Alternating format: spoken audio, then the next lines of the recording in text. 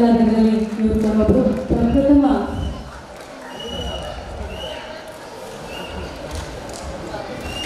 ಕರ್ನಾಟಕ ಜಾನಪದ ಅಕಾಡೆಮಿಯ ಅಧ್ಯಕ್ಷರು ಕೂಡ ಆಗಿದ್ದವರು.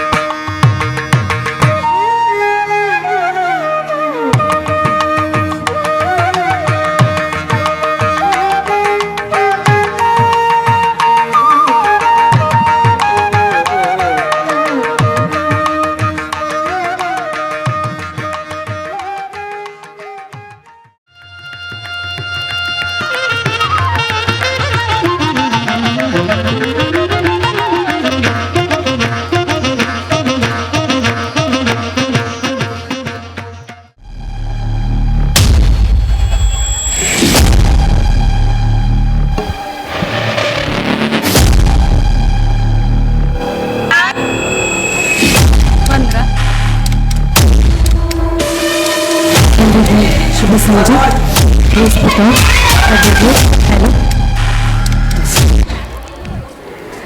ಎಲ್ಲ ಗಣ್ಯರನ್ನು ವೇದಿಕೆಗೆ ಬರಮಾಡಿಕೊಳ್ಳುವಂತಹ ಸಮಯ.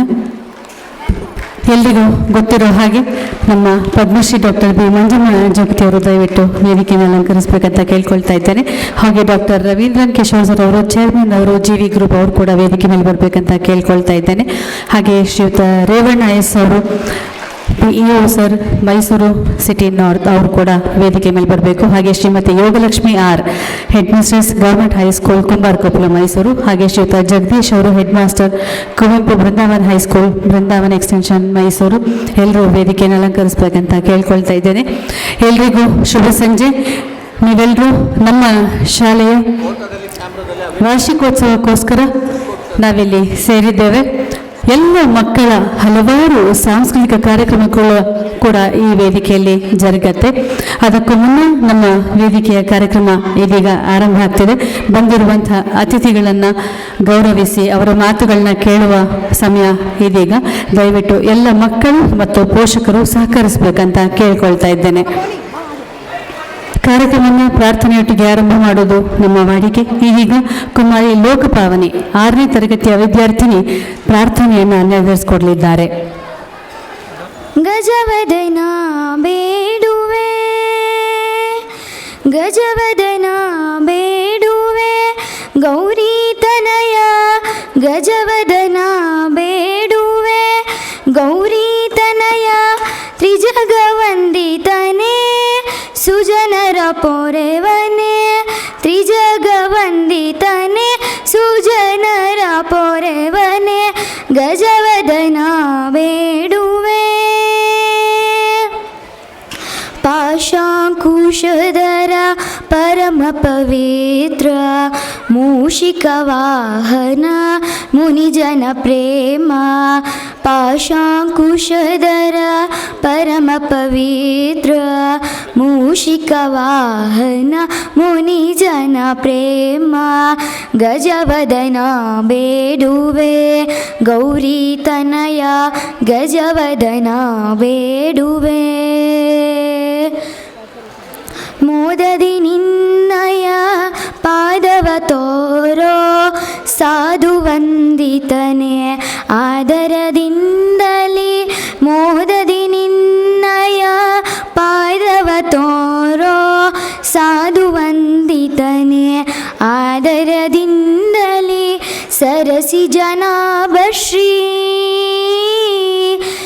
ಸರಸಿ ಜನಾಭ ಶ್ರೀ ಪುರಂದರ ವಿಠಲನ ಸರಸಿ ಜನಾಭ ಶ್ರೀ ಪುರಂದರ ವಿಠಲನ ನಿರುತ ನೆನೆಯುವಂತೆ ದಯ ಮಾಡೋ ನಿರುತ ನೆನೆಯುವಂತೆ ನೀ ದಯ ಮಾಡೋ ಗಜವದನ ಬೇಡುವೆ ಗೌರಿ ತನಯ ತ್ರಿಜಗವಂದಿತನೆ ಸುಜನರ ಪೊರೆವನೆ ಗಜವದನ ಬೇಡುವೆ ಬೇಡುವೆ ಬೇಡುವೆ. Thank you. ಪ್ರಾರ್ಥನೆಯನ್ನು ನೆರವೇರಿಸಿಕೊಟ್ಟಂಥ ಕುಮಾರಿ ಲೋಕಪಾಲನಿ ಅವರಿಗೆ ಹೃತ್ಪೂರ್ವಕ ಧನ್ಯವಾದಗಳು. ವೇದಿಕೆಯಲ್ಲಿರುವಂಥ ಗಣ್ಯರನ್ನು ಸ್ವಾಗತಿಸುವಂಥ ಸಮಯ. ನಮ್ಮ ಇಂದಿನ ಈ ಕಾರ್ಯಕ್ರಮಕ್ಕೆ ಗೌರವ ಅತಿಥಿಗಳು ಹಾಗೆ ನಮ್ಮ ಮುಖ್ಯ ಅತಿಥಿಗಳಾಗಿ ಬಂದಿರುವಂಥ ಪದ್ಮಶ್ರೀ ಅವಾರ್ಡಿ ಪದ್ಮಶ್ರೀ ಪ್ರಶಸ್ತಿಯನ್ನು ಪುರಸ್ಕೃತವನ್ನು ಪಡ್ಕೊಂಡಿರುವಂಥ ಡಾಕ್ಟರ್ ಬಿ ಮಂಜಮ್ಮ ಜೋಗತಿ ಅವರು, ಮಾಜಿ ಅಧ್ಯಕ್ಷರು ಕರ್ನಾಟಕ ಜಾನಪದ ಅಕಾಡೆಮಿ. ಇವರ ಸಾಧನೆಗಳು ಇನ್ನೂ ಹಲವಾರು ಇದ್ದಾವೆ.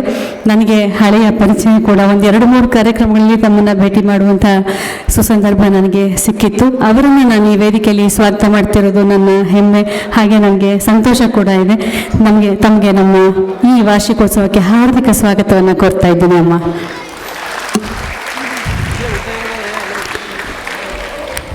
ಹಾಗೆ ನಮ್ಮ ಈ ವೇದಿಕೆಯಲ್ಲಿ ಮುಖ್ಯ ಅತಿಥಿಗಳಾಗಿ ನಮ್ಮ ಮಾನ್ಯ ಶಾಸಕರು ಚಾಮರಾಜ ಕ್ಷೇತ್ರ ಹರೀಶ್ ಗೌಡರು ಇರಬೇಕಾಗಿತ್ತು. ಅವರ ಅನುಪಸ್ಥಿತಿಯಲ್ಲಿ ಅವರಿಗೆ ಕೂಡ ಸ್ವಾಗತವನ್ನು ಕೋರ್ತಾ ಇದ್ದೇನೆ.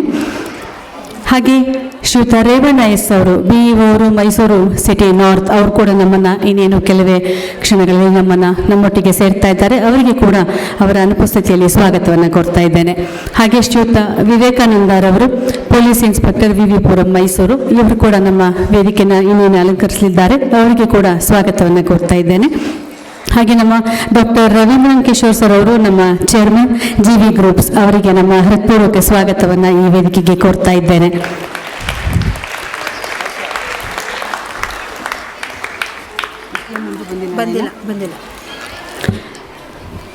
ಹಾಗೆ ವಿಶೇಷ ಅತಿಥಿಗಳಾಗಿ ಶ್ರೀಮತಿ ಯೋಗಲಕ್ಷ್ಮಿ ಆರ್ ಅವರು, head mistress government high school Kumbar Koppalu Mysuru, ಇವರು ಕೂಡ ನಮ್ಮ ವೇದಿಕೆಯಲ್ಲಿದ್ದಾರೆ. ಅವರಿಗೆ ಹಾರ್ದಿಕ ಸ್ವಾಗತವನ್ನು ಕೋರ್ತಾ ಇದ್ದೇನೆ. ಹಾಗೆ ಶ್ರೀ ಜಗದೀಶ್ ರವರು, ಹೆಡ್ ಮಾಸ್ಟರ್ ಕುವೆಂಪು ಬೃಂದಾವನ ಹೈಸ್ಕೂಲ್ ಬೃಂದಾವನ ಎಕ್ಸ್ಟೆನ್ಷನ್ ಮೈಸೂರು, ಇವರಿಗೆ ಕೂಡ ಹಾರ್ದಿಕ ಸ್ವಾಗತವನ್ನು ಕೋರ್ತಾ ಇದ್ದೇನೆ.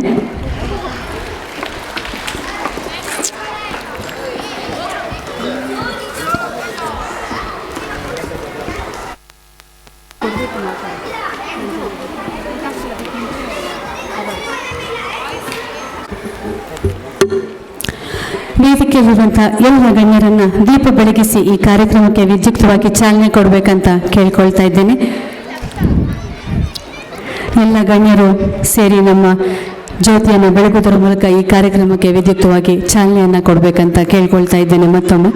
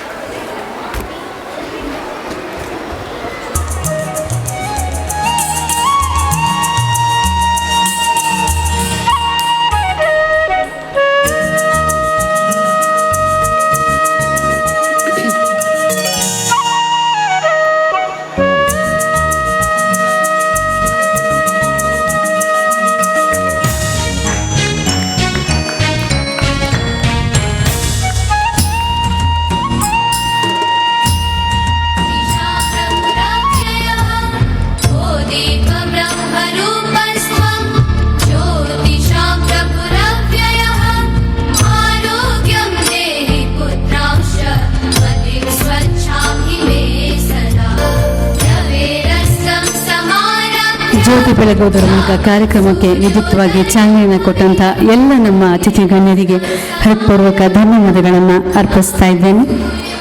ಇದೀಗ ನಮ್ಮ ಶಾಲಾ ವರದಿಯನ್ನು ಸಲ್ಲಿಸುವಂತಹ ಸಮಯ. ಶ್ರೀಮತಿ ಬೇಬಿ KM ಅವರು ನಮ್ಮ ಮುಖ್ಯ ಶಿಕ್ಷಕರು ತಮ್ಮ ಶಾಲಾ ವರದಿಯನ್ನು ಇಲ್ಲಿ ಸಲ್ಲಿಸ್ತಾ ಇದ್ದಾರೆ. ಅವರಿಗೆ ಸ್ವಾಗತವನ್ನು ಕೋರ್ತಾ ಇದ್ದೇನೆ. ವೇದಿಕೆ ಮೇಲಿರುವಂತಹ ಗಣ್ಯರೇ, ಆತ್ಮೀಯ ಪೋಷಕರೇ, ಶಿಕ್ಷಕರೇ ಹಾಗೂ ಪುಟಾಣಿ ಮಕ್ಕಳೇ, ತಮ್ಮೆಲ್ಲರಿಗೂ ಜೀವಿ ಸಂಭ್ರಮಕ್ಕೆ ಮತ್ತೊಮ್ಮೆ ಸ್ವಾಗತವನ್ನು ಕೋರುತ್ತಾ 2024-25ನೇ ಸಾಲಿನ ಶೈಕ್ಷಣಿಕ ವಾರ್ಷಿಕ ವರದಿಯನ್ನು ತಮ್ಮೆಲ್ಲರ ಮುಂದೆ ಪ್ರಸ್ತುತಪಡಿಸುತ್ತಿದ್ದೇನೆ. 2023-24ನೇ ಶೈಕ್ಷಣಿಕ ಸಾಲಿನ ವಿದ್ಯಾರ್ಥಿಗಳು ಉತ್ತಮ ಪ್ರಗತಿಯನ್ನು ಸಾಧಿಸಿದ್ದು ಶಾಲೆಯ ಆಡಳಿತ ಮಂಡಳಿ ಹಾಗೂ ಪೋಷಕರಿಗೂ ಕೂಡ ಸಂತಸ ತಂದಿದ್ದಾರೆ ಎಂದು ತಿಳಿಸಲು ಹರ್ಷಿಸುತ್ತೇನೆ. 2024-25ನೇ ಸಾಲಿನ ಶೈಕ್ಷಣಿಕ ಚಟುವಟಿಕೆಗಳು 2024 ಮೇ 29ರಂದು ಪ್ರಾರಂಭವಾಯಿತು.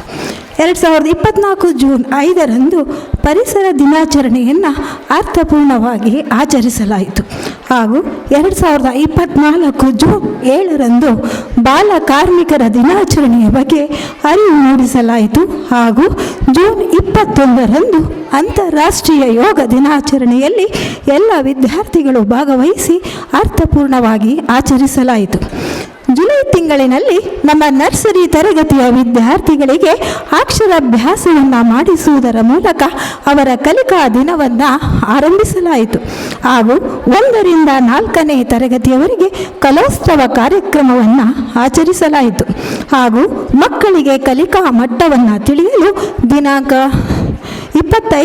ಜುಲೈ 25ರಿಂದ ಜುಲೈ 30ರವರೆಗೆ ರೂಪಣಾತ್ಮಕ ಪರೀಕ್ಷೆಯನ್ನು ಮಾಡಲಾಯಿತು. ಆಗಸ್ಟ್ ತಿಂಗಳಿನಲ್ಲಿ ವಿದ್ಯಾರ್ಥಿ ಪರಿಷತ್ ಚುನಾವಣೆ ನಡೆಸಲಾಯಿತು. ಇದರಲ್ಲಿ 7, 8, 9 ಮತ್ತು 10ನೇ ತರಗತಿ ವಿದ್ಯಾರ್ಥಿಗಳು ಮತ ಚಲಾಯಿಸಿ ವಿದ್ಯಾರ್ಥಿಗಳನ್ನು ಆಯ್ಕೆ ಮಾಡಿದರು. ಆಗಸ್ಟ್ 15ರಂದು ಸ್ವತಂತ್ರ ದಿನಾಚರಣೆಯನ್ನು ಸಂಭ್ರಮದಿಂದ ಆಚರಿಸಲಾಯಿತು. ಧ್ವಜಾರೋಹಣ ಮಾಡಲು ಭಾರತೀಯ ಸೇನೆಯಲ್ಲಿ ಕರ್ತವ್ಯ ನಿರ್ವಹಿಸುತ್ತಿರುವ ಅಧಿಕಾರಿಗಳು ಹಾಗೂ ಕಾರ್ಗಿಲ್ ಯುದ್ಧದಲ್ಲಿ ಭಾಗವಹಿಸಿದಂತಹ ವೀರ ಯೋಧರು ಕಾರ್ಯಕ್ರಮದ ಮುಖ್ಯ ಅತಿಥಿಗಳಾಗಿ ಆಗಮಿಸಿ ಕಾರ್ಯಕ್ರಮವನ್ನು ಯಶಸ್ವಿಯಾಗಿ ನೆರವೇರಿಸಿಕೊಟ್ಟರು ಹಾಗೂ ಜೀವಿ ಸಂಸ್ಥೆಯ ಚೇರ್ಮನ್ ಆದಂತಹ ಡಾಕ್ಟರ್ ರವೀಂದ್ರನ್ ಕಿಶೋರ್ ಅವರು ಕೂಡ ಉಪಸ್ಥಿತರಿದ್ದರು ಹಾಗೂ ಕ್ರೀಡಾ ಕ್ಲಬ್ನ ನಾಯಕರಾದಂತಹ ಪ್ರಜ್ವಲ್ ಕುಮಾರ್ ಎ ಮತ್ತು ಸಿಂಚನ MJ ನೇತೃತ್ವದಲ್ಲಿ ಪಥಸಂಚಲನ ನಡೆಯಿತು.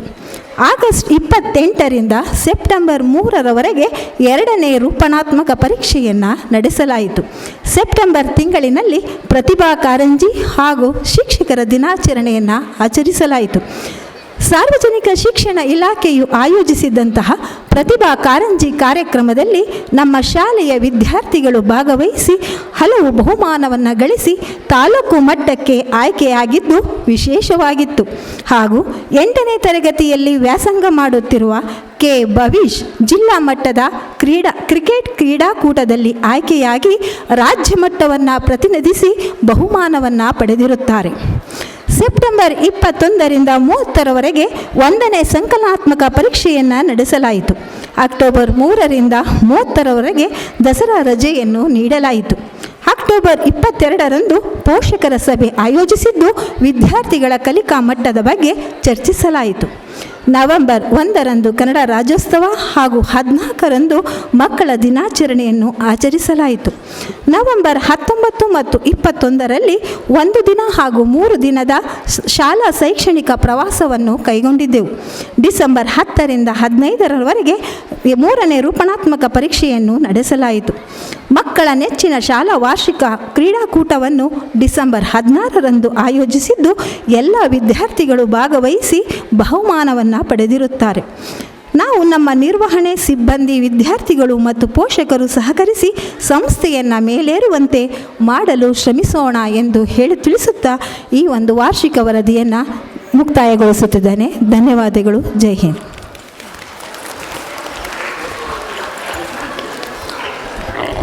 ಶಾಲಾ ವರದಿಯನ್ನು ನೀಡಿದಂಥ ನಮ್ಮ ಮುಖ್ಯ ಶಿಕ್ಷಕರು ಬೇಬಿ ಮೇಡಮ್ ಅವರಿಗೆ ಹೃತ್ಪೂರ್ವಕ ಧನ್ಯವಾದಗಳು. ಇದೀಗ ಈಗ ಶ್ರೀಮತಿ ಶಕೀಲಾ ಬೇಗಂ ರವರು ತಮ್ಮ ಶಾಲಾ ವರದಿ AG's ಇಂಗ್ಲಿಷ್ ಲರ್ನಿಂಗ್ ಅಕಾಡೆಮಿಯ ವರದಿಯನ್ನು ಇಲ್ಲಿ ಸಲ್ಲಿಸ್ತಾ ಇದ್ದಾರೆ.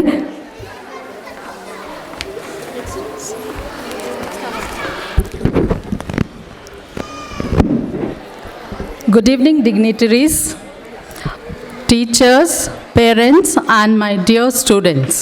Bantwal Pushpalata Subraya Baliga Charitable Trust under Raghuram Prabhu Memorial Education Fund. One of the main objectives of this trust is to empower children with comprehensive quality education and to foster opportunities for learning. The promoters of GRS Fantasy and Snow Park are the trustees.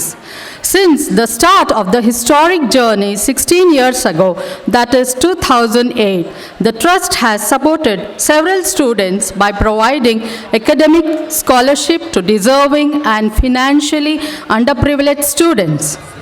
Bantwal Pushpalata Subraya Baliga Charitable Trust has imparted the following programs for the academic year 2024-25. 7,000 periods is scheduled, out of which 4,850 periods for spoken English, 1,850 periods for grammar classes, and 300 periods for power math. 2,700 students of 23 schools for spoken English for 6th, 7th, 8th, and 9th standards of both Kannada and English medium.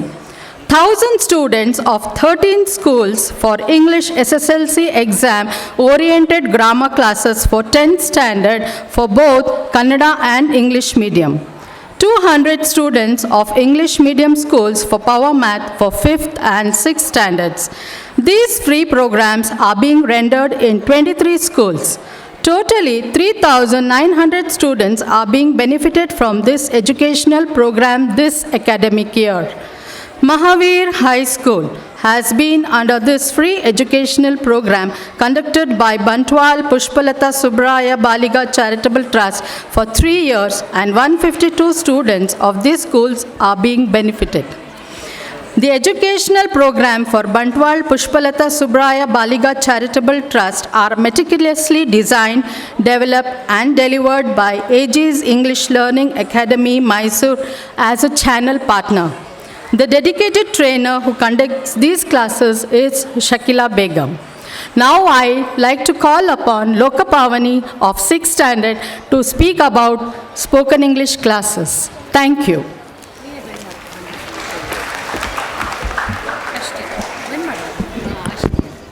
Good evening, one and all present here today. My name is Lokapavani and I'm studying in 6th standard at Mahavir High School. I would like to thank BPSB Charitable Trust and GRS Fantasy Park for providing us these free spoken English classes, which has benefited us a lot. This is my first year of training spoken English.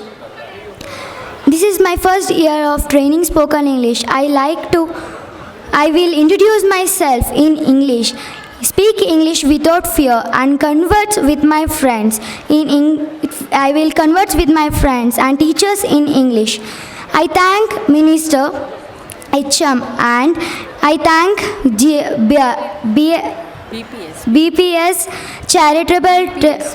BPSB Trust for giving this opportunity to learn English, and thank you Shakila ma'am for help us to learn English. Thank you. Give a round applause for Lokapavani. Now I would like to call upon Harshita of 9th standard.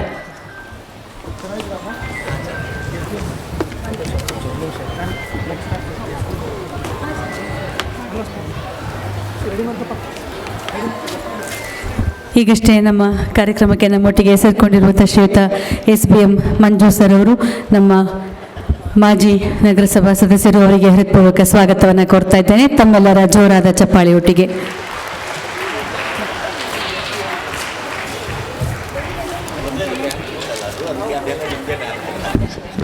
Harshita of 9th standard will speak few sentences about spoken English. Good evening to one and all. My name is Harshita.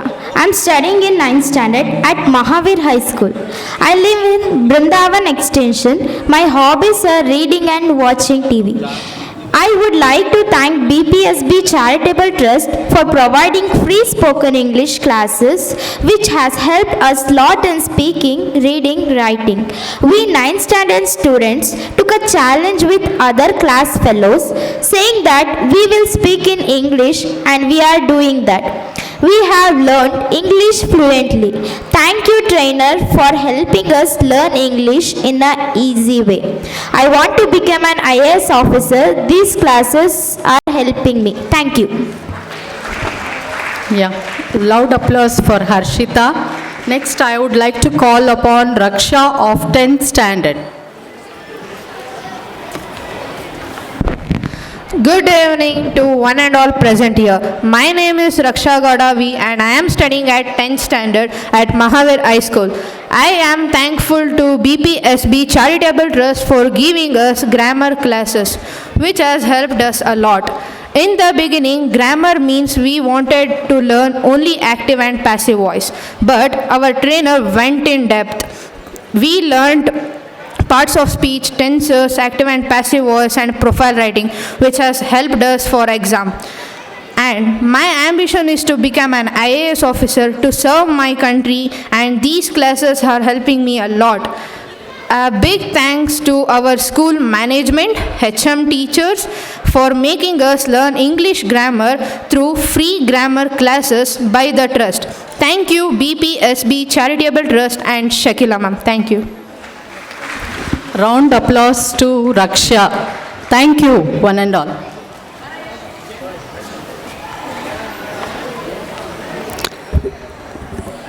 Thank you ma'am. ಇದೀಗ ಮಕ್ಕಳ ಅವರ ಶಾಲಾ ವರದಿಯ ಮೇಲೆ ಅವರಿಗೆ award presentation ಕಾರ್ಯಕ್ರಮವನ್ನು ಇಲ್ಲಿ ಇಟ್ಕೊಂಡಿದ್ದಾರೆ.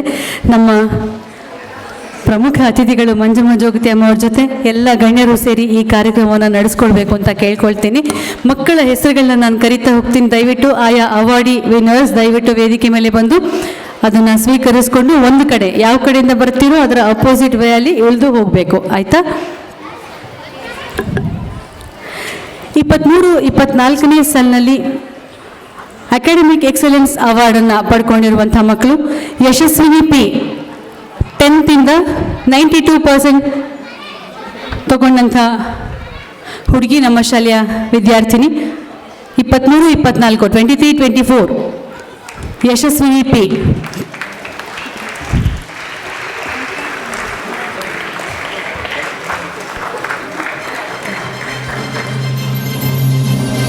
ಎಲ್ಲ ಗಣ್ಯರು ದಯವಿಟ್ಟು ಒಟ್ಟಿಗೆ ಸೇರಿಕೊಂಡ್ರೆ ಚೆನ್ನಾಗಿರುತ್ತೆ ಅಂತ ಅನಿಸುತ್ತೆ.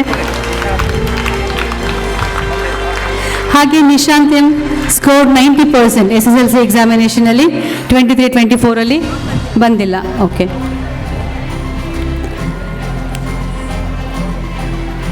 ಎಕ್ಸಲೆಂಟ್ ಎಫರ್ಟ್ ಅವಾರ್ಡ್, ತಮ್ಮ ಎಫರ್ಟ್ ಮೇಲೆ ನಮ್ಮ ಶಾಲೆಯ ಶಿಕ್ಷಕರು ಗುರುತಿಸಿ ಕೊಟ್ಟಿರುವಂಥ ಅವಾರ್ಡ್ LKGಯಿಂದ Ashok M. LKG Ashok M. ಆ ವಾಲ್ಯೂಮ್ ಸ್ವಲ್ಪ ಬ್ಯಾಕ್ಗ್ರೌಂಡ್ ಮ್ಯೂಸಿಕ್ ಕಡಿಮೆ ಮಾಡಿ ಸರ್, ಕೇಳಿಸಲ್ಲ ಮಕ್ಕಳಿಗೆ ಹೆಸರು.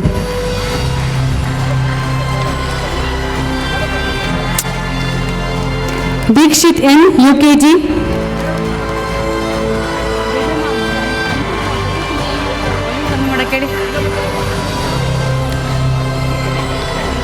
ಹಾಗೆ grade 1 Bhuvan Gowda.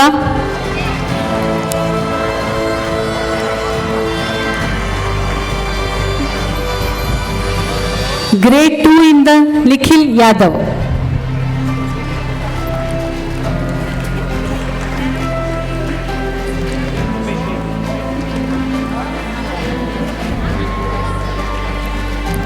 Grade 1 Bhuvan Gowda S. ಹಾಗೆ grade 2 Nikhil Yadav.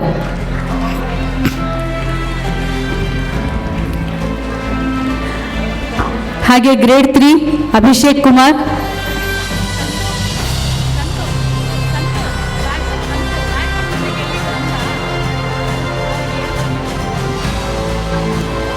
Grade 3 Abhishek Kumar.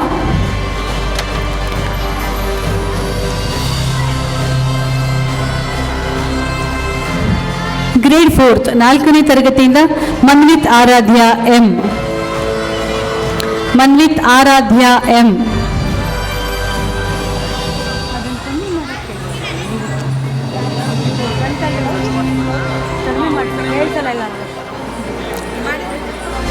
Grade 5 5ನೇ ತರಗತಿಯಿಂದ MR ಧ್ರುವಕುಮಾರ್.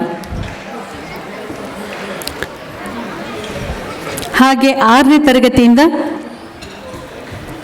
ಶುಭಂ ಶರ್ಮಾ ಗ್ರೇಡ್ 6.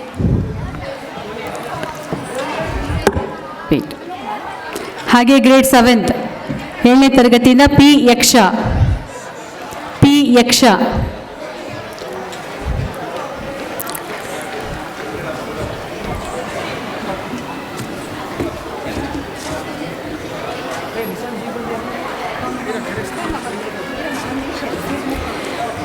ಹಾಗೆ ಗ್ರೇಡ್ 8 ಇಂದ ಕೃತಿಕಾ.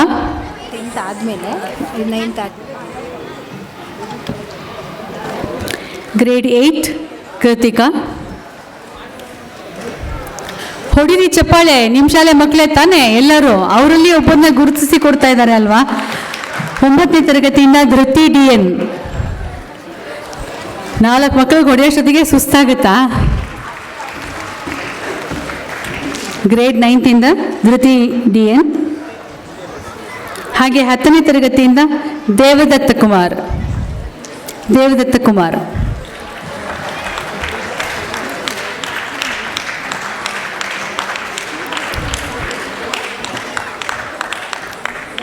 ಹತ್ತನೇ ತರಗತಿಯಿಂದ ದೇವದತ್ತ ಕುಮಾರ್.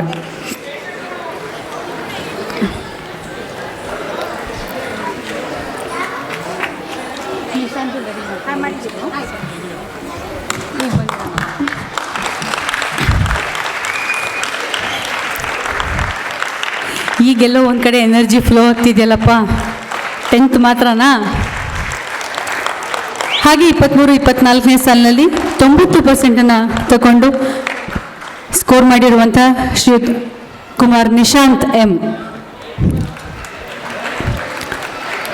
ಅಕಾಡೆಮಿಕ್ ಎಕ್ಸಲೆನ್ಸ್ ಅವಾರ್ಡನ್ನು ತಗೊಳ್ತಾ ಇರುವಂಥ ಹುಡುಗ Nishant M.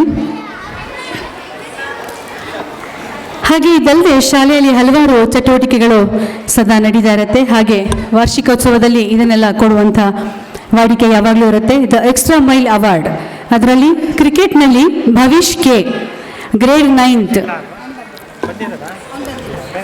Okay, grade 10th Mayur R ಡ್ರಾಯಿಂಗಲ್ಲಿ ತನ್ನ ಎಕ್ಸ್ಟ್ರಾ ಮೈಲ್ ಅವಾರ್ಡನ್ನು ತಗೊಳ್ತಾ ಇದ್ದಾನೆ. ಡ್ರಾಯಿಂಗ್ ಮಯೂರ್ ಆರ್ 10ನೇ ತರಗತಿಯ ವಿದ್ಯಾರ್ಥಿ. ಹಾಗೆ leadership award Prajwal Kumar A sports ಕ್ಲಬ್ನಿಂದ 2 ಮಕ್ಕಳು ಸೆಲೆಕ್ಟ್ ಆಗಿದ್ದಾರೆ. ಪ್ರಜ್ವಲ್ ಕುಮಾರ್ ಎ ಹಾಗೂ ಸಿಂಚನಾ MJ, 2 10ನೇ ತರಗತಿಯ ವಿದ್ಯಾರ್ಥಿಗಳು. Sports club Prajwal Kumar A ಮತ್ತು ಸಿಂಚನಾ MJ.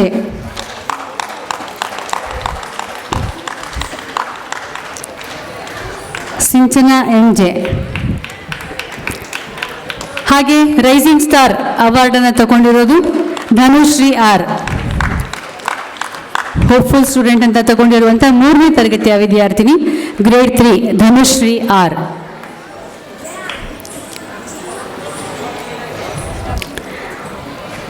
ಹಾಗೆ ಸ್ಟಾರ್ ಸ್ಟೂಡೆಂಟ್ ಅವಾರ್ಡ್ನ ತಗೊಂಡಿರೋದು Justin D'Souza star student award.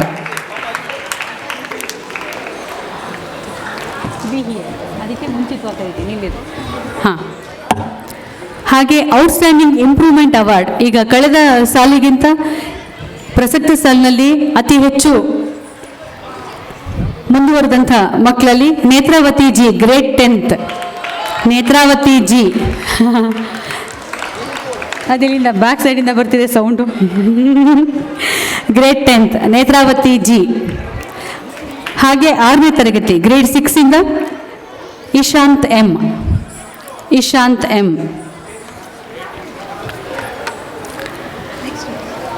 Next principles choice, ಅವರ ಪ್ರಿನ್ಸಿಪಲ್ಸ್ ಅವಾರ್ಡನ್ನು ತಗೊಳ್ತಾ ಇರುವಂತಹ ಮಕ್ಕಳು ಗ್ರೇಡ್ 9th ಇಂದ 9ನೇ ತರಗತಿಯಿಂದ ಮಾದೇಶ್ DS. ಬಂದಿಲ್ವಾ? ಓಕೆ. ಹಾಗೆ ಲೋಕಪಾವನಿ 6ನೇ ತರಗತಿಯಿಂದ ಕುಮಾರಿ ಲೋಕಪಾವನಿ ಪ್ರಿನ್ಸಿಪಲ್ಸ್ ಅವಾರ್ಡ್ನ ತಗೊಂಡಿರುವಂಥ ವಿದ್ಯಾರ್ಥಿನಿ. ಇದರ ನಂತರ ಸ್ಟೂಡೆಂಟ್ ಆಫ್ ದ ಇಯರ್, ಅಲ್ಲಿಗೆ 2023-24ನೇ ಸಾಲಿನ ಸ್ಟೂಡೆಂಟ್ ಆಫ್ ದ ಅವಾರ್ಡ್ ಯಾರು ತಗೊಳ್ತಾ ಇರೋದು? Grade 9th Harshita H M. ಕೊಡಿ ಜೋರ ಚಪ್ಪಾಳೆ. ಸ್ಟೂಡೆಂಟ್ ಆಫ್ ದ ಅವಾರ್ಡ್ ಏನು ಕಡಿಮೆನಾ? ಎಲ್ಲ ಸ್ಟೂಡೆಂಟ್ಸಿಂದ ಅವಳ ಐಡೆಂಟಿಫಿಕೇಷನ್ನ ತೋರಿಸ್ಕೊಂಡಿದ್ದಾಳೆ. ಹರ್ಷಿತಾ ಎಚ್ ಎಂ 9ನೇ ತರಗತಿಯ ವಿದ್ಯಾರ್ಥಿನಿ. ಎಲ್ಲ ಅವಾರ್ಡ್ಗಳನ್ನ ಗೆದ್ದಂಥ ಮಕ್ಕಳಿಗೆ ಹೃತ್ಪೂರ್ವಕ ಧನ್ಯವಾದಗಳು. ತಮ್ಮೆಲ್ಲರ ಬೆಳವಣಿಗೆ ಇದೇ ಮುಖದಲ್ಲಿ ಬೆಳೀಲಿ. ಹಾಗೆ ಬಂದಿಲ್ದಿರೋರು ಅದನ್ನೇನು ಅಂದ್ಕೊಳ್ಳೋದು ಬೇಡ. ಅವರು ಕೂಡ ಹೆಚ್ಚು ಹೆಚ್ಚು ತಮ್ಮ ಪರಿಶ್ರಮದಿಂದ ಮೇಲ್ ಬರಲಿ ಅಂತ ಹಾರೈಸ್ತಾ ಇದ್ದೀನಿ. ಎಲ್ಲರೂ ಕಾಯ್ತಾ ಇರೋದು ನಮ್ಮ ಮಂಜಮ್ಮ ಜೋಗತಿ ಅವರ ಮಾತಿಗೋಸ್ಕರನೇ. ಇದೀಗ ಅವರು ನಮ್ಮ ಕಾರ್ಯಕ್ರಮವನ್ನು ಉದ್ದೇಶಿಸಿ ತಮ್ಮ ಅನಿಸಿಕೆಗಳನ್ನ ನಮ್ಮ ಜೊತೆ ಹಂಚ್ಕೊಳ್ಬೇಕು ಅಂತ ಕೇಳ್ಕೊಳ್ತಾ ಇದ್ದೇನೆ. ಅಮ್ಮ ಅಲ್ಲೇ ಇರಿ. ಎಲ್ರಿಗೂ ನಮಸ್ಕಾರ. ಇವತ್ತು ಈ ವಾರದಲ್ಲಿ 2ನೇ ಬಾರಿಗೆ ಮೈಸೂರಿಗೆ ಬರ್ತಾ ಇರೋದು. ಹೋದ ವಾರ ಸಹ ಒಂದು ಕಾಲೇಜ್ ಸಂಸ್ಥೆಯ ಕಾರ್ಯಕ್ರಮಕ್ಕೆ ಇದೇ ವೇದಿಕೆ ಮೇಲೆ ಬಂದಿದ್ದೆ ವಾರ್ಷಿಕೋತ್ಸವಕ್ಕೆ. ಮತ್ತು ಇವತ್ತು ಮತ್ತೆ ಇಲ್ಲಿಗೆ ಬರ್ತಕ್ಕಂಥ ಅವಕಾಶ ಸಿಕ್ಕಿದೆ. In association with GV groups Bengaluru, Mahaveera high school ಈ ಸಂಸ್ಥೆ ವತಿಯಿಂದ GV ಸಂಭ್ರಮ 24-25 ವರ್ಷದ ಸಂಭ್ರಮದ ವೇದಿಕೆ ಮೇಲಿರ್ತಕ್ಕಂಥ ನನ್ನೆಲ್ಲ ಪ್ರೀತಿಯ ಆತ್ಮೀಯ ಬಂಧುಗಳಿಗೆ ಹಾಗೂ ಈ ಸಂಸ್ಥೆಯಲ್ಲಿ ಓದ್ತಕ್ಕಂಥ ವಿದ್ಯಾರ್ಥಿಗಳ ತಂದೆ ತಾಯಿಗಳು, ಪೋಷಕರು, ಆರಾಧಕರು, ಕಲೆಯನ್ನು ಗೌರವಿಸ್ತಕ್ಕಂಥವ್ರು, ಪ್ರೀತಿಯ ಮಕ್ಕಳು, ತಮ್ಮೆಲ್ಲರಿಗೂ ಈ ಮಂಜಮ್ಮ ಜೋಗತಿಯ ಅನಂತ ಪ್ರಣಾಮಗಳು.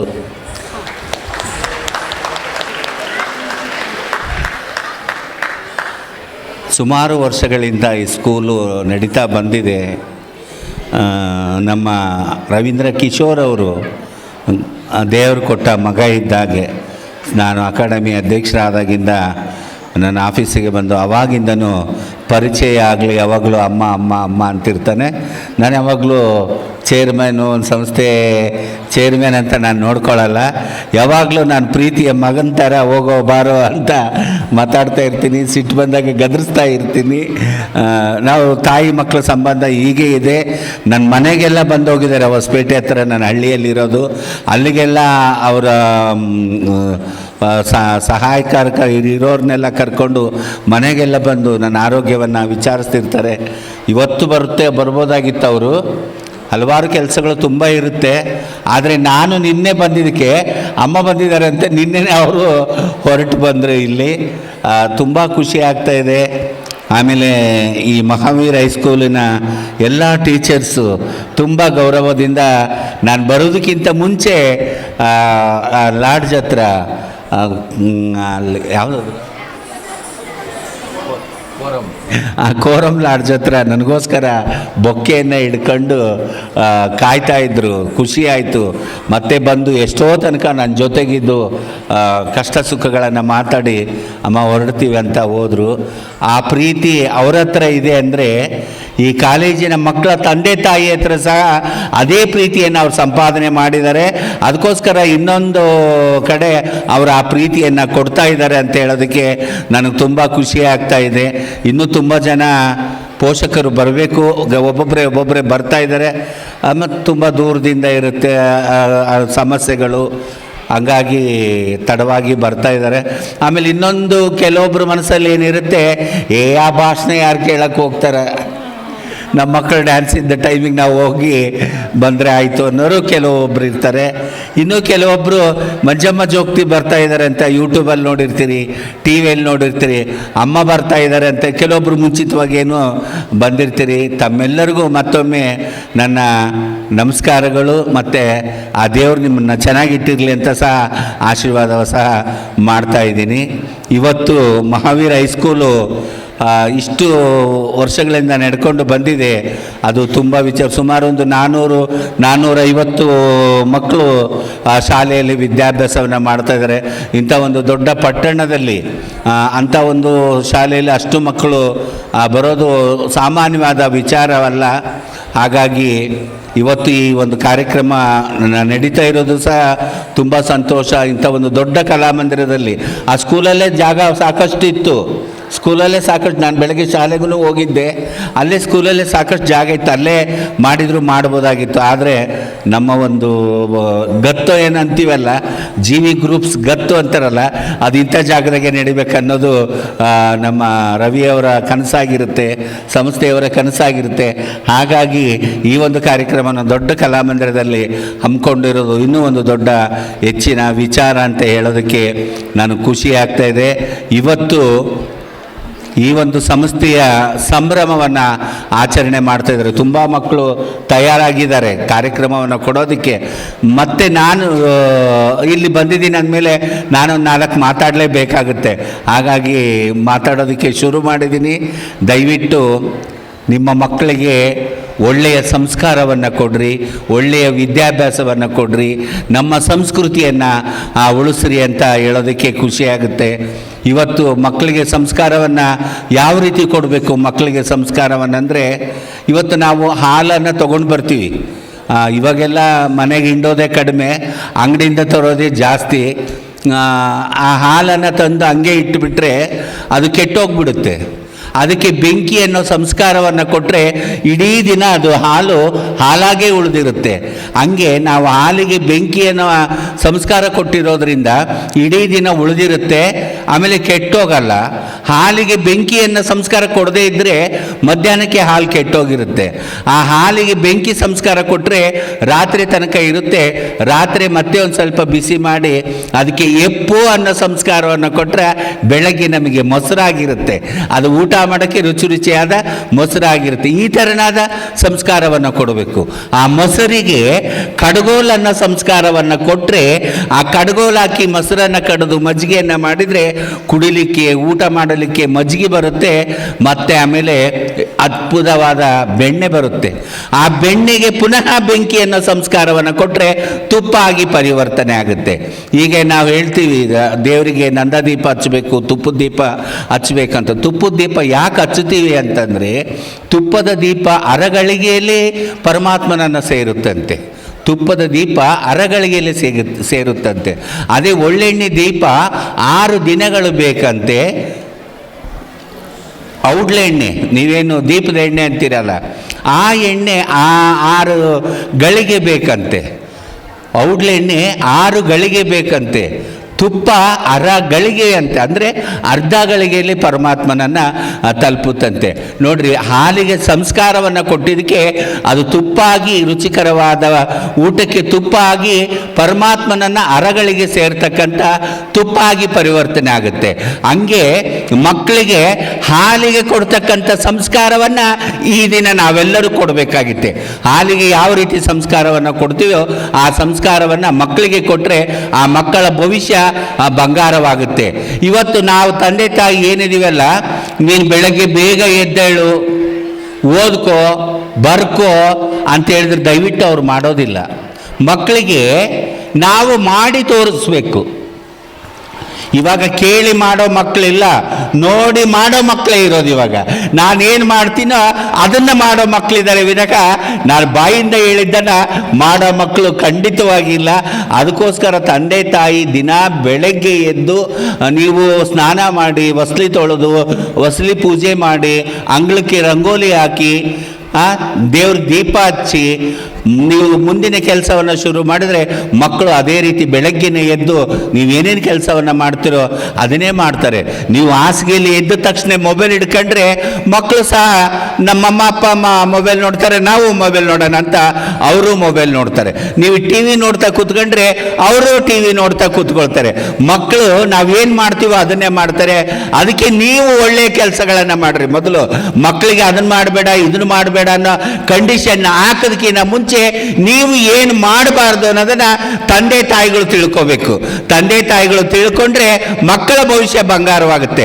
ಮಕ್ಕಳ ಭವಿಷ್ಯ ಬಂಗಾರ ಆಗುತ್ತೆ. ಅದನ್ನೆಲ್ಲ ಬಿಟ್ಟು ಬಿಡ್ತೀರಿ. ಈಗಿನ ಹೆಣ್ಮಕ್ಳು ಮೊಬೈಲ್ ಹಿಡ್ಕೊಂಡು ಕೂತ್ಕೊಂಡ್ಬಿಡ್ತೀರಿ. ಸಂಜೆ ಆತಂದರೆ ಟಿ ವಿ ಹಚ್ಕೊಂಡು ಸೀರಿಯಲ್ ನೋಡೋಕೆ ಕೂತ್ಕೊಂಡ್ಬಿಡ್ತೀರಿ. ಆ ಗಂಡ ಡ್ಯೂಟಿಯಿಂದ ಬಂದರೆ ಗಂಡನ ಪರಿಜ್ಞಾನ ಸಹ ನಿಮಗಿರೋದಿಲ್ಲ. ಬಂದಿದ್ದರು, ಹೋದ್ರು ಹೋಗಿದ್ದರು.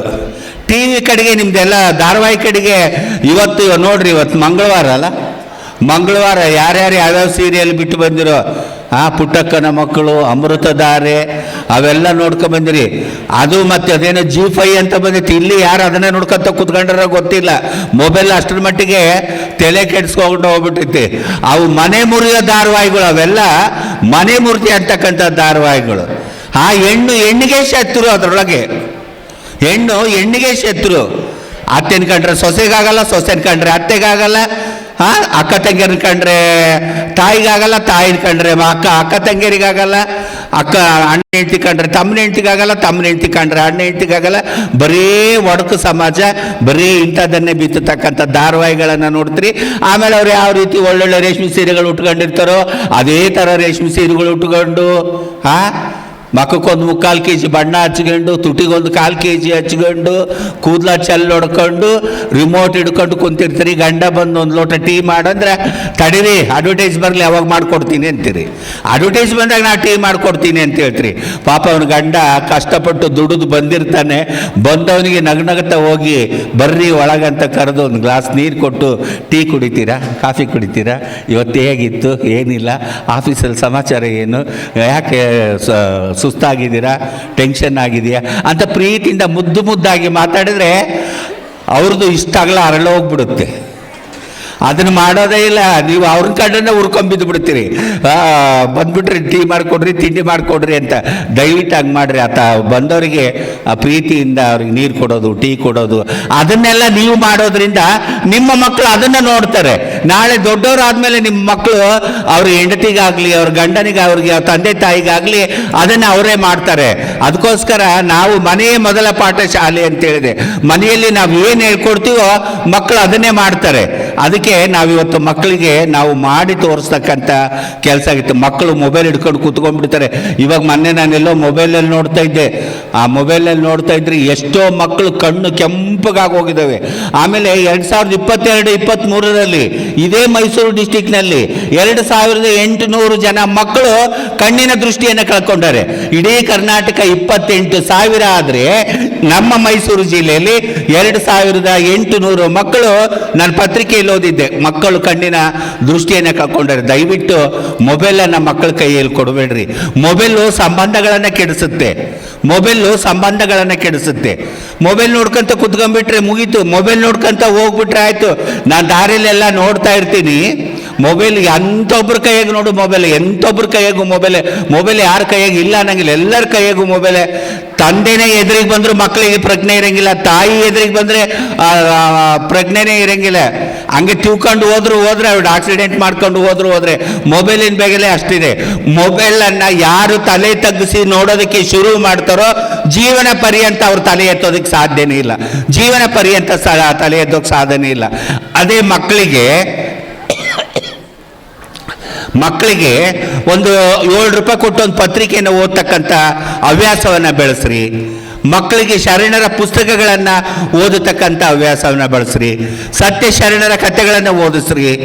ಅದು ಅಲ್ಲದೆ ಮಕ್ಕಳು ದೊಡ್ಡವರಾದಮೇಲೆ ರಾಮಾಯಣವನ್ನು ಓದಿಸ್ರಿ, ಮಹಾಭಾರತ ಓದಿಸ್ರಿ, ಕುರಾನ್ ಓದಿಸ್ರಿ, ಬೈಬಲನ್ನು ಓದಿಸ್ರಿ. ಮಕ್ಕಳು ಇವನ್ನೆಲ್ಲ ಓದಿದರೆ ಮುಂದೊಂದು ದಿನ ಲಕ್ಷ ಕೊಟ್ಟು ಕೋಚಿಂಗ್ ಕ್ಲಾಸಿಗೆ ಹೋಗೋ ಅವಶ್ಯಕತೆನೇ ಇಲ್ಲ. ಈ ಎಲ್ಲ ಪ್ರಶ್ನೆಗಳಿಗೂ ಅವು 4 ಇದರಲ್ಲಿ ಸಿಗುತ್ತೆ. ರಾಮಾಯಣ, ಮಹಾಭಾರತ, ಕುರಾನು, ಬೈಬಲ್ಲು, ಇವೆಲ್ಲದರಲ್ಲೂ ಸಹ ಪ್ರತಿಯೊಂದು ಉತ್ತರಗಳು ಅದರಲ್ಲಿ ಸಿಗುತ್ತೆ. ಮಕ್ಕಳಿಗೆ ಓದತಕ್ಕಂಥ ಹವ್ಯಾಸವನ್ನು ಕಲಿಸ್ರಿ. ದಯವಿಟ್ಟು ನೀವು ಮೊಬೈಲ್ ನೋಡೋದನ್ನು ಕಡಿಮೆ ಮಾಡಿರಿ. ನಿನ್ನೆ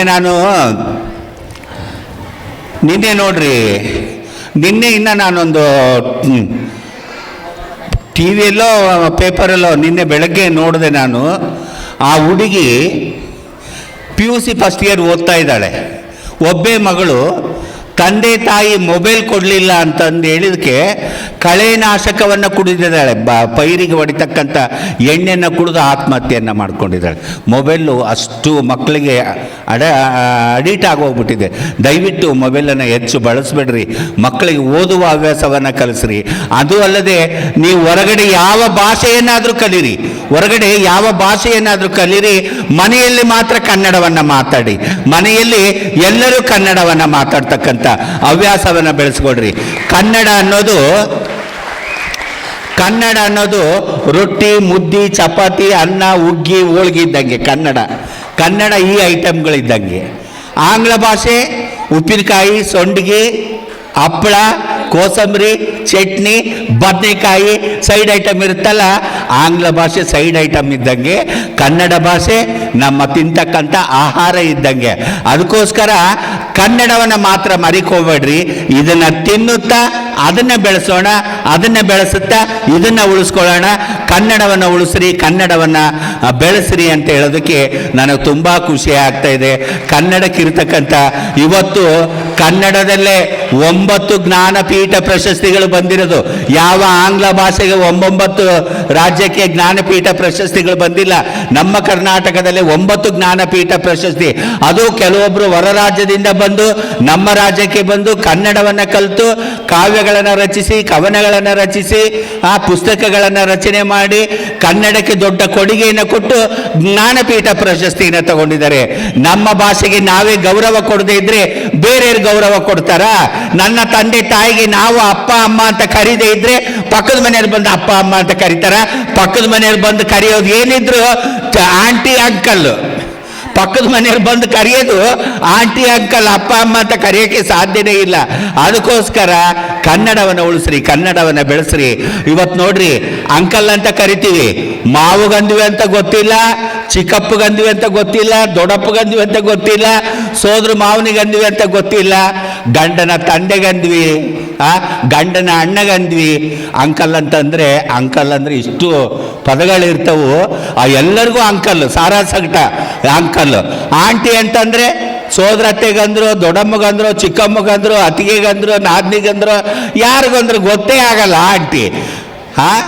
ಸಂಬಂಧಗಳಿಗೆ ಬಂದು ಆಂಟಿ ಅಂಕಲು, ಅಪ್ಪ ಅಮ್ಮಗೆ ಬಂದು ಮಮ್ಮಿ ಡ್ಯಾಡಿ, ಇಷ್ಟು ಬಿಟ್ಟರೆ ಇನ್ನೊಂದಿಲ್ಲ. ಅದೇ ಕನ್ನಡದಲ್ಲಿ ಕೇಳ್ರಿ, ಎಷ್ಟು ಅಣ್ಣ ಅಂತೀವಿ, ದೊಡ್ಡಪ್ಪನ ಮಗ ಅಂತೀವಿ, ಚಿಕ್ಕಪ್ಪನ ಮಗ ಅಂತೀವಿ, ನಮ್ಮ ಭಾಮೈದ್ನ ಅಂತೀವಿ, ನಮ್ಮ ಭಾವ ಅಂತೀವಿ, ನನ್ನ ತಮ್ಮ ಅಂತೀವಿ, ಅಕ್ಕ ಅಂತೀವಿ, ತಂಗಿ ಅಂತೀವಿ, ಚಿಕ್ಕಮ್ಮ ಅಂತೀವಿ, ದೊಡ್ಡಮ್ಮ ಅಂತೀವಿ, ನಮ್ಮ ದೊಡ್ಡಮ್ಮನ ತಾಯಿ ಅಂತೀವಿ, ಅಜ್ಜಿ, ಅಜ್ಜ, ಮುತ್ತಜ್ಜ, ಮುತ್ತಜ್ಜಿ, ಹಿಂಗೆ ಇದ್ರಾಗ ಏನಿಲ್ಲ. Mummy, daddy, aunty, uncle, grandmother, grandfather, ಇಷ್ಟು ಬಿಟ್ಟರೆ ಇನ್ನೊಂದು ಪದಗಳಿಲ್ಲ.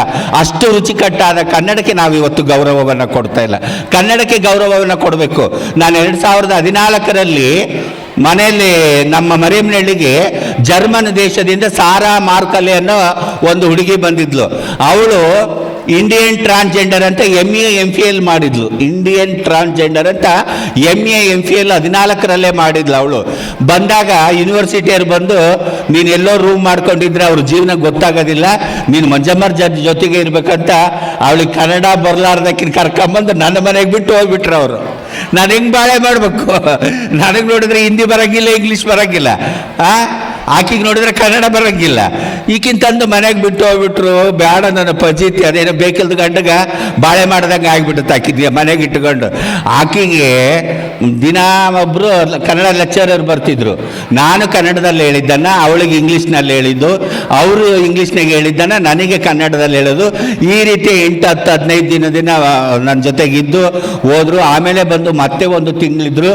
ಮತ್ತೆ 1 ತಿಂಗಳಿದ್ದಾಗ ಅವಳಿಗೆ ನನ್ನ ಬಟ್ಟೆಗಳನ್ನು, ಅಂದರೆ ನನ್ನ ಪೇಟಿಕೋಟು, ನನ್ನ ಸೀರೆ, ನನ್ನ ಶಿಷ್ಯಳ ಬ್ಲೌಸ್ ಹಾಕಿ, ಅವಳ ಕೆಂಪು ಕೂದಲಕ್ಕೆ ಉದ್ದನ ಕರಿ ಚೌರಿ ಇಟ್ಟು ಉದ್ದಕ್ಕೆ ಜಡೆ ಹಾಕಿ, ಗಲ್ಲಕ್ಕೆ ಅರಿಶಿನ ಹಚ್ಚಿ, ಹಣೆಗೆ ಕುಂಕುಮ ಹಚ್ಚಿ, ಕೈ ತುಂಬ ಬಳೆ ಹಾಕಿ, ಮೂಗುತಿ ಚುಚ್ಚಿ, ತಾಲಕ್ಕಡ್ಡಿ ಚುಚ್ಚಿ, ಅವಳಿಗೆ ಭರತನಾರಿ ಥರ ನಾನು ಆಕೆ ಮಾಡಿದ್ದೆ.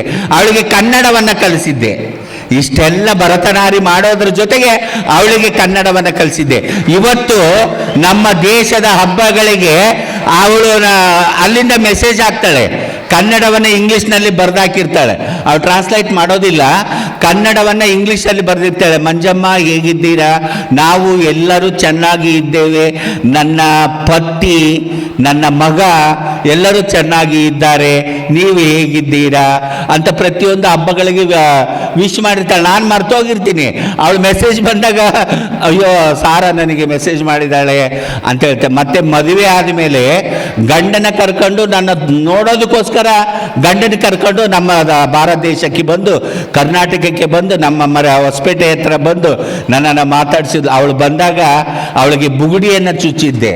ಇದು ಏನು ವಸ್ತು ಅಂದ್ರೆ ಇದು ಬುಗುಡಿ. ನಮ್ಮ ಭಾರತ ದೇಶದ ನಾರಿಯರಿಗೆ ಮುತ್ತು ಐದುಗಳು ಅಂತ ಹೇಳ್ತಾರೆ.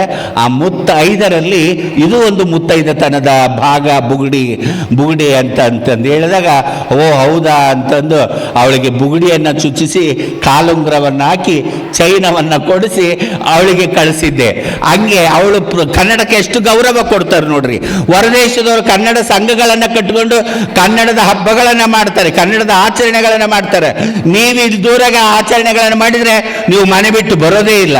ಕನ್ನಡಕ್ಕೆ ನಿಮಗೆ ಗೌರವನೇ ಇಲ್ಲ. ಆಂಗ್ಲ ಭಾಷೆಗೆ ದೊಡ್ಡ ಗೌರವವನ್ನು ಕೊಡ್ತಾ ಇದ್ರಿ. ಮಕ್ಕಳಿಗೆ ಎಲ್ಲ ಭಾಷೆಯನ್ನು ಕಲಿಸ್ಬೇಕು.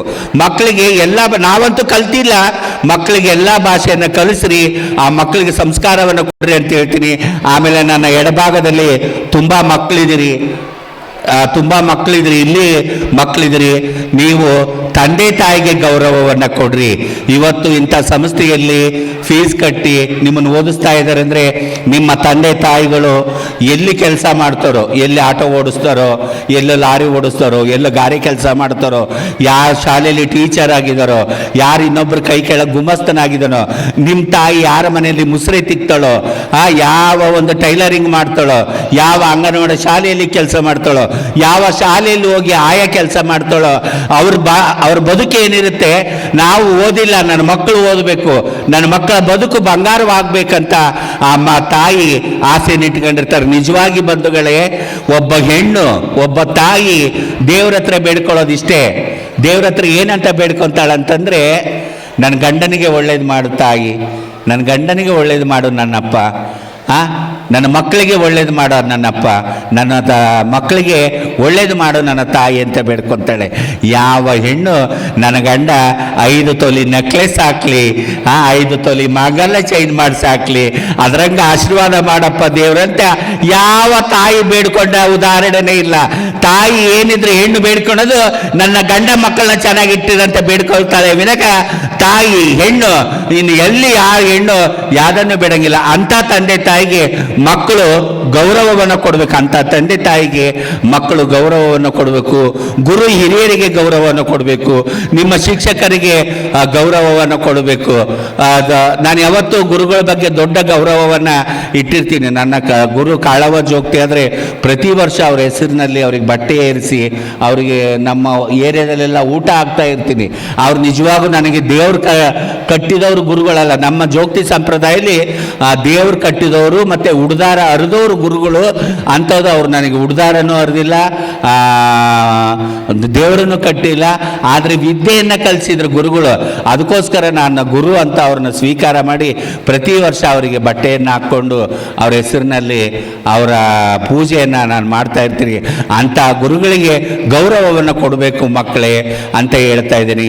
ಇವತ್ತು ಇಷ್ಟೂ ಜನ ತಾಯಂದಿರಿದ್ದೀರಿ, ಇವತ್ತು ಇಷ್ಟೂ ಜನ ಮಕ್ಕಳಿದ್ದೀರಿ. ನೀವು ಯಾರಿಗೂ ಎದುರಕ್ಕೆ ಹೋಗ್ಬೇಡ್ರಿ, ನಿಮ್ಮನ್ನು ನೀವು ಗುರ್ಸ್ಕೊಳ್ತಕ್ಕಂಥ ಕೆಲಸವನ್ನು ಮಾಡ್ರಿ. ಇಲ್ಲಿ ಯಾರು ಯಾರನ್ನು ಗುರ್ಸೋದಿಲ್ಲ, ಎಲ್ಲರೂ ಕಾಲೆಳೆಯೋರೇ ಜಾಸ್ತಿ. ಇವತ್ತೇನೋ ಒಂದು ಒಳ್ಳೆ ಕೆಲಸ ಮಾಡ್ತಾ ಇದೆ ಈ ಸಂಸ್ಥೆ ಅಂದ್ರೆ ಏನ್ ದೊಡ್ಡ ಮಹಾ ಮಾಡ್ತಾರೆ ಇವ್ರು ಕಲಾಮಂದಿರದಾಗ ಹೋಗಿ ಅಂತ ಆಡ್ಕೊಂಡವ್ರು ಎಷ್ಟು ಜನ ಇದ್ದಾರೋ. ನಿಮ್ಮ ಮಕ್ಕಳು ಫೇಲ್ ಆದಾಗ ಆಡ್ಕೊಂಡವ್ರು ಎಷ್ಟು ಜನ ಇದ್ದಾರೋ. ನಿಮ್ಮ ಮಕ್ಕಳು ಕೆಟ್ಟ ಕೆಲಸ ಮಾಡಿದಾಗ ಆಡ್ಕೊಂಡವ್ರು ಎಷ್ಟು ಜನ ಇದ್ದಾರೋ. ಆ ಆಡ್ಕೊಳ್ಳೋರು ಇದ್ದೇ ಇರ್ತಾರೆ, ಜಗತ್ತಿನಲ್ಲಿ ಆಡ್ಕೊಳ್ಳೋರು ಇದ್ದೇ ಇರ್ತಾರೆ. ಈ ಜನಗಳು ನಾವು ಅಂಗಾತ ಮಕ್ಕೊಂಡ್ರು ಆಡ್ಕೊತಾರೆ, ಬಕ್ಬರ್ಲೆ ಮಕ್ಕೊಂಡ್ರು ಆಡ್ತಾರೆ, ಓಡಾಡಿದ್ರು ಆಡ್ಕೊಳ್ತಾರೆ, ಕುತ್ಕೊಂಡ್ರು ಆಡ್ಕೊಳ್ತಾರೆ. ಆಡ್ಕೊಳ್ಳೋರು ಹೆಂಗಿದ್ರು ಆಡ್ಕೊಳ್ತಾ ಇರ್ತಾರೆ. ಅದಕ್ಕೆ ಯಾವತ್ತಿಗೂ ನಾವು ಹೆಂಗಿರ್ಬೇಕಪ್ಪ ಅಂದ್ರೆ ಆನೆ ತರ ಇರಬೇಕು. ಆನೆ ಹೋಗ್ತಾ ಇರುತ್ತೆ, ಶ್ವಾನ ಬೊಗಳ್ತಾ ಇರುತ್ತೆ, ಹೇಳುತ್ತೆ, ಆನೆಯ ರೋಮ ಒಂದು ಜುಮ್ಮನಂಗಿಲ್ಲ, ಆನೆಯ ರೋಮ ಒಂದು ಜುಮ್ಮನಂಗಿಲ್ಲ. ಬೊಗಳ ನಾಯಿ ಬೊಗಳ್ತಾನೆ ಇರ್ತವು, ಆದರೆ ಆನೆ ಮಾತ್ರ ಬಾಲ ಸಹ ರೋಮ ಸಹ ಅಲ್ಲಾಡೋದಿಲ್ಲ. ಅದ್ರ ಥರ ಆನೆ ಥರ ಇರ್ಬೇಕು. ಬೇಕಾದ್ರೆ ಬೇಕಾದ ಆಡಾಡ್ಕೊಳ್ಳಿ, ನೀವೇನು ಕೆಲಸ ಮಾಡ್ತೀರಿ, ಯಾವ ವೃತ್ತಿ ಮಾಡ್ತೀರಿ, ಏನೇ ಮಾಡಲಿ ಅಲ್ಲಿ ನಿಮ್ಮನ್ನು ನೀವು ಗುರ್ಸ್ಕೊಳ್ತಕ್ಕಂಥ ಕೆಲಸವನ್ನು ಮಾಡ್ರಿ. ನೀವು ನಿಜವಾಗಿ ದೇವರು ದೇವಸ್ಥಾನದಲ್ಲಿಲ್ಲ, ನಾವು ಮಾಡ್ತಕ್ಕಂಥ ಕರ್ತವ್ಯದಲ್ಲಿ ಪರಮಾತ್ಮ ಇದ್ದಾನೆ, ನಾವು ಮಾಡ್ತಕ್ಕಂಥ ಕೆಲಸದಲ್ಲಿ ಪರಮಾತ್ಮ ಇದ್ದಾನೆ. ಅಲ್ಲಿ ನಾವು ಭಕ್ತಿ, ಶ್ರದ್ಧೆ, ಪ್ರೀತಿ, ವಿಶ್ವಾಸ ಎಲ್ಲದಕ್ಕಿಂತ ಮುಖ್ಯವಾಗಿ ಸಮಯಕ್ಕೆ ಯಾರು ಗೌರವವನ್ನು ಕೊಡ್ತಾರೋ, ಸಮಯಕ್ಕೆ ಯಾರು ಗೌರವವನ್ನು ಕೊಡ್ತಾರೋ ಆ ಸಮಯ ಮುಂದೊಂದು ದಿನ ಮಂಜಮ್ಮನಿಗೆ ಕೊಟ್ಟಂತ ಗೌರವವನ್ನು ತಂದು ಕೊಡುತ್ತೆ. ಬಂಧುಗಳೇ, ಯಾವತ್ತು ಸಮಯಕ್ಕೆ ಗೌರವವನ್ನು ಕೊಡ್ರಿ.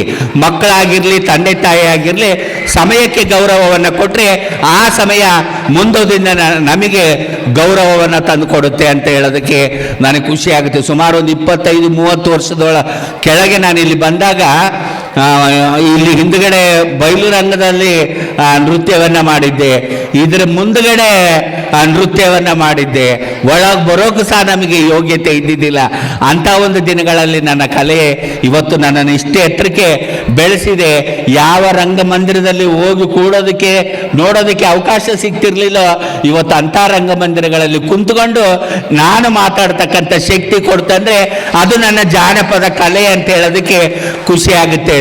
ದಯವಿಟ್ಟು ನಿಮ್ಮ ಮಕ್ಕಳನ್ನು ಎಲ್ಲರನ್ನ ಕಲಾವಿದರನ್ನಾಗಿ ಮಾಡಿ. ಕಲಾವಿದರನ್ನಾಗಿ ಮಾಡ್ರಿ ಅಂದರೆ ಗೆಜ್ಜೆ ಕಟ್ಟಿಕೊಂಡು ಕುಣಿದ್ರೆ ಕಲಾವಿದರಲ್ಲ, ಬಣ್ಣ ಹಚ್ಚಿ ನಾಟಕ ಮಾಡಿದರೆ ಕಲಾವಿದರಲ್ಲ. ಇವತ್ತೇನು ಇಲ್ಲಿ ದೀಪ ಅಲಂಕಾರ ಮಾಡಿದ್ರಲ್ಲ, ಅಚ್ಚುಕಟ್ಟಾಗಿ ಹೂವುಗಳಿಂದ ಅಲಂಕಾರ ಮಾಡಿದ್ರಲ್ಲ, ಅದು ಒಂದು ಕಲೆನೇ, ಅದು ಒಂದು ಕಲೆನೇ. ಇವತ್ತು ಹಿಂದುಗಡೆ ಸ್ಕ್ರೀನಲ್ಲಿ ಏನೆಲ್ಲ ತೋರಿಸ್ತಾ ಇದ್ದಾರಲ್ಲ, ಅದು ಒಂದು ಕಲೆನೇ, ಅದು ಒಂದು ಕಲೆನೇ. ಇವತ್ತು ನಮ್ಮ ನಿರೂಪಣೆ ಮಾಡ್ತಾ ಇದ್ದಾರೆ ಅಚ್ಚುಕಟ್ಟಾಗಿ ಮಾತಾಡೋದು, ಅದು ಒಂದು ಕಲೆನೇ, ಅದು ಒಂದು ಕಲೆನೇ. ಇವತ್ತು ಮಕ್ಕಳು ವೇಷಭೂಷಣಗಳನ್ನು ತೊಟ್ಟು ಕೂತಿದ್ದಾರೆ, ಅದು ಒಂದು ಕಲೆನೇ. ಅಚ್ಚುಕಟ್ಟಾಗಿ ಬರೆಯೋದು ಒಂದು ಕಲೆನೇ, ಅಚ್ಚುಕಟ್ಟಾಗಿ ಮಾತಾಡೋದು ಒಂದು ಕಲೆನೇ, ಅಚ್ಚುಕಟ್ಟಾಗಿ ನಾವು ಡ್ರೆಸ್ ಮಾಡ್ಕೊಂಡ್ಬಂದು ಕುತ್ಕೊಳ್ಳೋದು ಅದು ಒಂದು ಕಲೆನೇ. ನಾನು ಮಾತಾಡೋದನ್ನೆಲ್ಲ ಶಾಂತ ರೀತಿಯಿಂದ ಕುತ್ಕೊಂಡು ಕೇಳ್ತಾ ಇದ್ರಲ್ಲ, ಅದು ಒಂದು ಕಲೆನೇ ನಿಮ್ಮದು, ಅದು ಒಂದು ಕಲೆನೇ. ಜೀವನದಲ್ಲಿ ಮಕ್ಕಳು ಹುಟ್ಟಿದಾಗ ರಾಗವಾಗಿ ಹೇಳ್ತಾ ಇರ್ತಾರೆ, ಒಯ್ಯುವಾಗ ರಾಗವಾಗಿ ತಗೊಂಡೋಗಿ ಅವ್ರನ್ನ ಇಟ್ಟು ಬರ್ತಾ ಇರ್ತೀವಿ. ಜೀವನದಲ್ಲಿ ಕಲೆ ಇಲ್ಲದೆ ಜೀವನ ಇಲ್ಲ. ಎಲ್ಲರೂ ಕಲಾವಿದರೆ. ನಾವು ಬಣ್ಣ ಹಚ್ಕೊಂಡವರಷ್ಟೇ ಕಲಾವಿದರಲ್ಲ, ನಾವು ನೀವು ಎಲ್ಲರೂ ಕಲಾವಿದರು ಅಂತ ಹೇಳೋದಕ್ಕೆ ನನಗೆ ತುಂಬ ಖುಷಿ ಆಗ್ತದೆ. ಇವತ್ತಿಷ್ಟು ಜನ ಇಲ್ಲಿ ಬಂದಿದ್ದೀರಾ, ದೇವ್ರು ನಿಮ್ಗೆಲ್ಲರಿಗೂ ಒಳ್ಳೆಯದನ್ನು ಮಾಡಲಿ ಅಂತ ಹೇಳೋದಕ್ಕೆ ಇಷ್ಟಪಡ್ತೀನಿ. ಇವತ್ತೇನು ನಾವು ಇಲ್ಲೆಲ್ಲರೂ ಕೂತಿದ್ದೀವಲ್ಲ, ನಾವು ಯಾರೂ ದೊಡ್ಡವರಲ್ಲ, ನೀವು ಅಲ್ಲಿ ಕೆಳಗಡೆ ಕೂತಿದ್ದೀರಲ್ಲ, ನೀವು ಯಾರೂ ಚಿಕ್ಕವರಲ್ಲ, ನಾವು ನೀವು ಎಲ್ಲರೂ ಸಮಾನರು, ನಾವು ನೀವು ಎಲ್ಲರೂ ಸಮಾನರು. ಇವತ್ತು ಈ ಹೋದ ವಾರದಲ್ಲಿ ಈ ಒಂದು ವೇದಿಕೆಗೆ ಬಂದಾಗ ಇಲ್ಲಿ ಹಂಗೆ ತುಂಬ ಜನ ವೇದಿಕೆ ಮೇಲೆ ಇದ್ವಿ. ಅವತ್ತು ಹೇಳಿದ್ದೆ ನಾನು, ಇದೊಂದು ಸಮಾನತೆಯ ವೇದಿಕೆ ಅಂತ ಹೇಳಿದ್ದೆ. ಇಲ್ಲಿ ಜಾತಿಯ ಹಂಗಿಲ್ಲ, ಪಕ್ಷ ಭೇದ ಇಲ್ಲ, ಲಿಂಗ ಭೇದ ಇಲ್ಲ. ಇಲ್ಲಿ ಪುರುಷ ಲಿಂಗ ಇದೆ, ಸ್ತ್ರೀಲಿಂಗ ಇದೆ, ತೃತೀಯ ಲಿಂಗ ಇದೆ. ಇದೊಂದು ಇಕ್ವಾಲಿಟಿ ಸ್ಟೇಜ್, ಇದೊಂದು ಇಕ್ವಾಲಿಟಿ ಸ್ಟೇಜ್, ಸಮಾನತೆಯ ವೇದಿಕೆ, ಇದೊಂದು ಸಮಾನತೆಯ ವೇದಿಕೆ. ಈ ಸಂಸ್ಥೆ ಜೀವಿ ಸಂಸ್ಥೆಯವರು ಅದನ್ನು ನೆನಪಿಟ್ಕೊಂಡಿರಬೇಕು. ಅಮ್ಮ ಇವತ್ತಿನ ಒಂದು ಕಾರ್ಯಕ್ರಮಕ್ಕೆ ಇಕ್ವಾಲಿಟಿ ಸ್ಟೇಜ್ ಅಂತ ಹೇಳಿದರು, ಸಮಾನತೆಯ ವೇದಿಕೆ ಅಂತ ಹೇಳಿದರು ಅಂತ. ಅದಕ್ಕೋಸ್ಕರ ಈ ಮಹಾವೀರ ಹೈಸ್ಕೂಲ್ ಅವ್ರಿಗೆ ನಾನು ಕೈ ಮುಗಿದು ಕೇಳ್ಕೊಳ್ಳೋದೇನಂತಂದರೆ, ಇಲ್ಲಿರೋರಿಗೆಲ್ಲ ಕೈ ಮುಗಿದು ಕೇಳ್ಕೊಳ್ಳೋದೇನೆಂದರೆ, ಇದು ಸ್ವತಂತ್ರ ಭಾರತ, ನಾನು ನನ್ನಿಷ್ಟದಂತೆ, ನೀವು ನಿಮ್ಮಿಷ್ಟದಂತೆ ಬದುಕುವ ಹಕ್ಕು ಎಲ್ಲರಿಗೂ ಇದೆ. ಹೆಣ್ಣು ಗಂಡಾಗೋದು ಸಹಜ, ಗಂಡು ಹೆಣ್ಣಾಗೋದು ಸಹಜ. ಇದು ಪ್ರಕೃತಿಯ ನಿಯಮ, ಯಾರ ಕೈಲಿ ತಪ್ಸಕ್ಕಾಗೋದಿಲ್ಲ.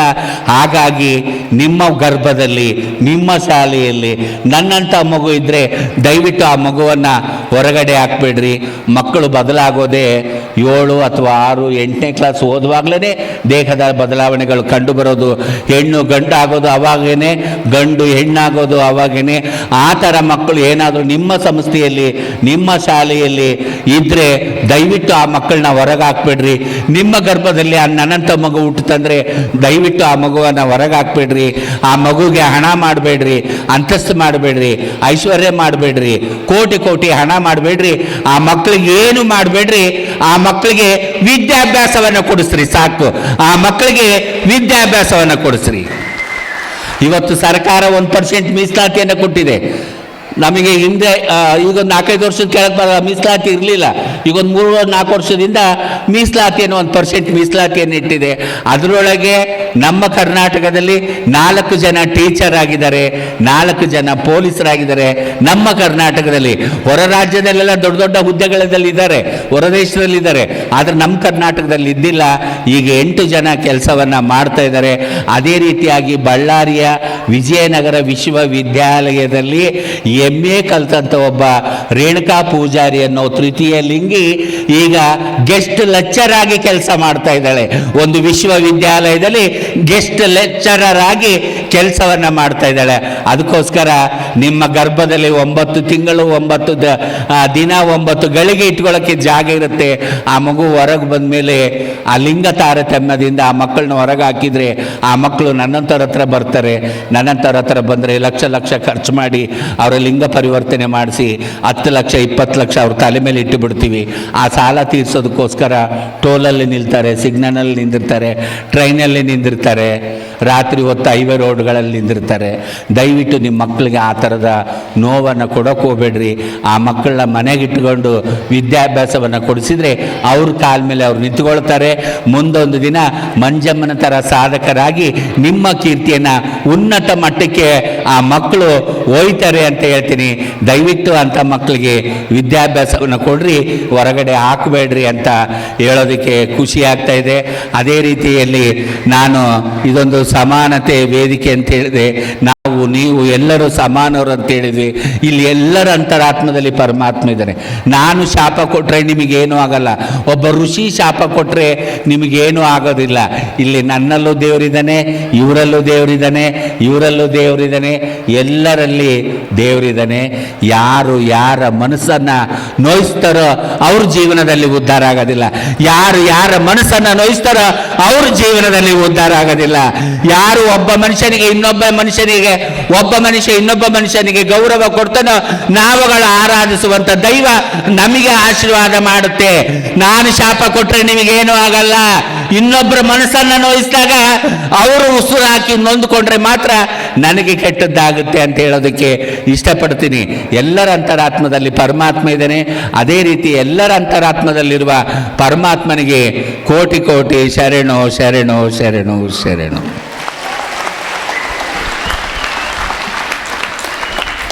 ಧನ್ಯವಾದಗಳು ಪದ್ಮಶ್ರೀ ಪುರಸ್ಕೃತ ಮಂಜಮ್ಮ ಜೋಗತಿ ಅಮ್ಮ ಅವರಿಗೆ. ಇದೀಗ ಕಾರ್ಯಕ್ರಮವನ್ನು ಉದ್ದೇಶಿಸಿ ಶ್ರೀಯುತ ಮಂಜುನಾಥ್ ಸರ್ ಅವರು ಒಂದೆರಡು ಮಾತಾಡಬೇಕಂತ ಕೇಳ್ಕೊಳ್ತಾ ಇದ್ದೇನೆ.